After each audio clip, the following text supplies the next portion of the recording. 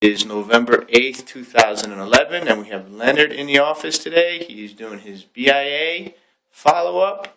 Can you tell us what's going on? I'm on the CHG diet. HCG. Sorry, That's HCG. all right. A little backwards. And I have lost in 2 weeks 17.6 pounds. I feel great. I thought it was going to be difficult because of the 500 calories. It is not difficult at all. It's actually quite easy, and it's great seeing the scale every day go down a little bit every day in increments, slowly but surely. It's a great achievement, and I thank Dr. Kyle for eating at the same sushi restaurant as me so that he was able to recruit me into the program and bring me in and change my life for the better. Thanks, Dr. Kyle. Now, do you have any advice for the program? Any things to say? Give any advice to future patients that want to lose weight? Just do it. Don't cheat. Do it.